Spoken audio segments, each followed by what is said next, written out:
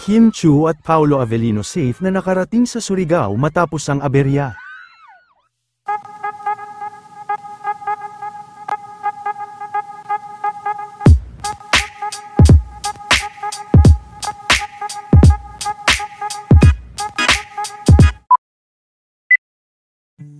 Matapos magkaroon ng kaunting aberya sa naging flight nila Kim Chiu at Paolo Avellino kaninang madaling araw, ay nakarating na nga sila sa Surigao, at mainit din ang naging pagtanggap sa kanila sa Bislig City. Mamaya na rin magaganap ang kanilang show dito.